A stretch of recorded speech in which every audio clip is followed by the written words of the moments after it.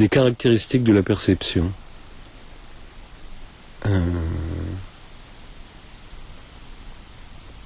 Bon, je ne sais pas quoi ajouter sur la question. Hein. Deuxième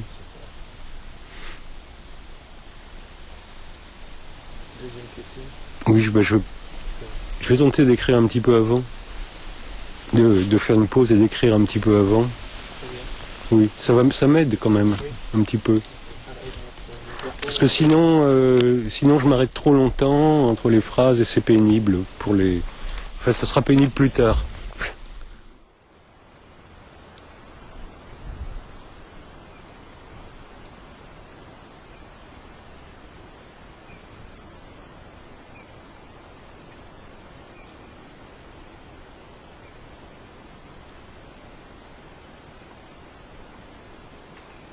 Le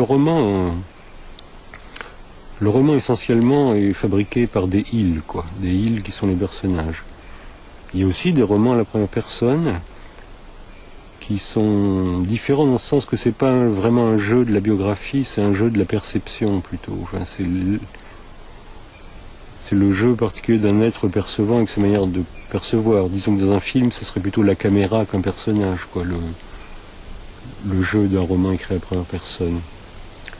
Mais la poésie a ceci de très particulier que je, tu, il ou nous sont équivalents en réalité.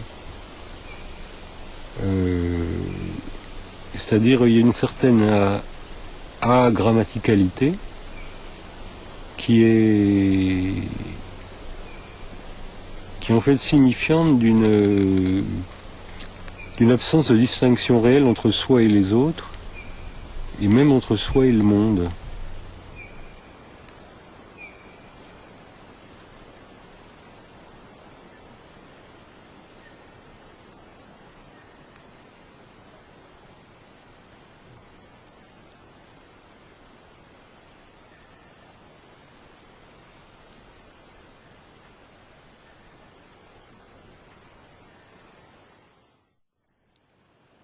Je marchais pendant à peu près 2 heures, sur un terrain caillouteux mais facile, avant de rejoindre le couvert boisé. Fox trottait à mes côtés, visiblement heureux de cette promenade prolongée, et d'exercer les muscles de ses petites pattes. Pendant tout ce temps, je demeurais conscient que mon départ était un échec, et probablement un suicide. J'avais rempli mon sac à dos de capsules de sels minéraux, je pouvais tenir plusieurs mois, car je ne manquerais sans doute pas d'eau potable ni de lumière solaire durant mon parcours. La réserve, bien entendu, finirait par s'épuiser, mais le vrai problème dans l'immédiat était la nourriture de Fox. Je pouvais chasser, j'avais pris un pistolet et plusieurs boîtes de cartouches à plomb, mais je n'avais jamais tiré et j'ignorais totalement quel type d'animaux j'étais appelé à rencontrer dans les régions que j'allais traverser.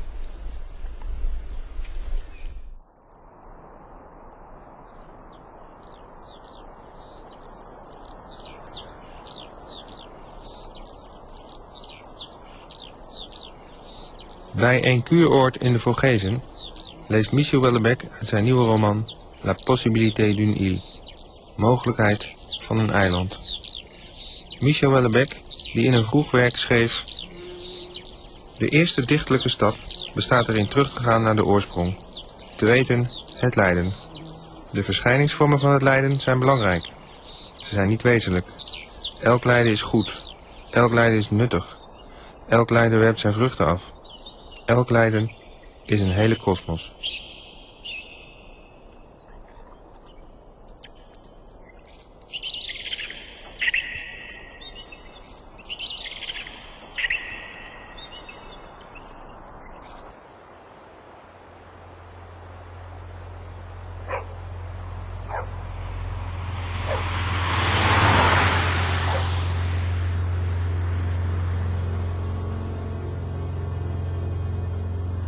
Henri is 1 jaar. Hij ligt met vuile luiers op de grond. Hij krijst. Zijn moeder loopt met klakkende hakken heen en weer door de betegelde ruimte, op zoek naar haar BH en haar jurk. Ze is bang te laat te komen voor haar afspraakje van die avond. Ze wordt gek van het kleine ding vol stront dat daar op de tegels tekeer gaat. Ook zij begint te schreeuwen. Henri's gekrijs verdubbelt. Dan vertrekt ze. Henri is zijn dichterscarrière goed begonnen.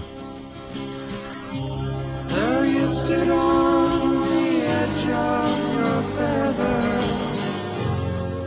expecting to fly. Well, I laughed, I wondered whether I could wave goodbye.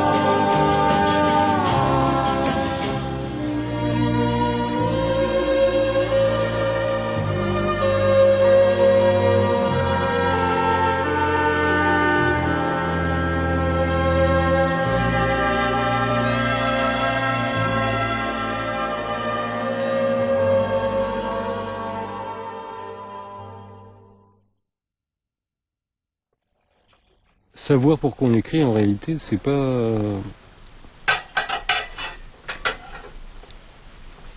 très très simple, hein. Au début, je pensais pas vraiment gagner de l'argent par mes écrits. Puis subitement, au moment des particules élémentaires, j'en ai gagné beaucoup. Et après, j'avais plus besoin de gagner d'argent par mes écrits.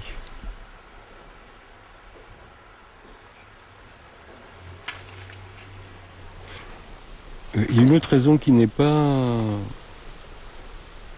celle pourquoi j'écris, c'est l'immortalité. Parce que c'est quand même une immortalité très restreinte, quoi. Je préférerais l'immortalité physique.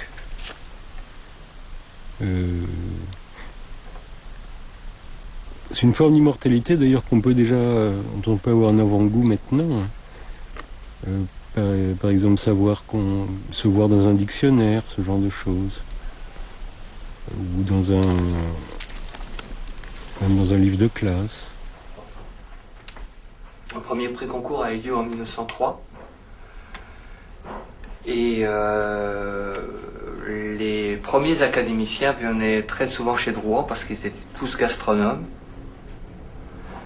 Et lorsque M. Drouan a racheté le premier et le deuxième étage de l'immeuble, il les a cloisonnés en salon particulier, donc un petit peu l'ancêtre du restaurant.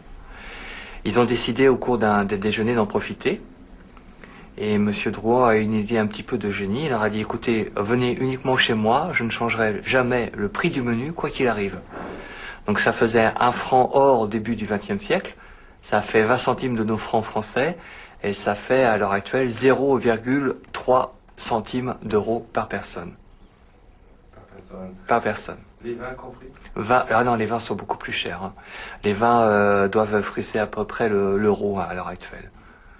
Pour moi, c'est toujours un petit coup de cœur.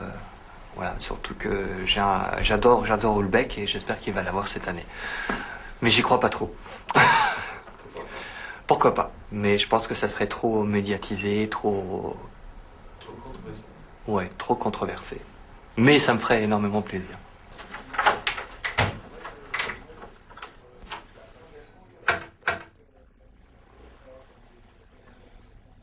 C'est encore vide, hein? Oui, mais dans 2 heures, vous allez voir, ça va être très très très vite rempli. Et ils vont sortir par là? Oui. Donc comme je vous l'ai expliqué, je vais essayer de commencer le service et puis normalement à 13h, Didier Decoing qui est le secrétaire va s'avancer, je vais ouvrir la porte qui sera fermée à clé, comme je viens de le faire, c'est une petite répétition générale. Il annoncera le lauréat. On fait, si vous voulez, un déjeuner suivant une décision collégiale par rapport à ce qu'ils aiment, par rapport aux produits de saison. Par contre, ce que je vais servir aujourd'hui, on va essayer de faire un repas comme on le faisait au début du XXe siècle. Donc on fait que des choses très simples. On commence par une dégustation de caviar. Après, on prend une entrée chaude, donc homard à la nage. Et après, on revient à une entrée froide.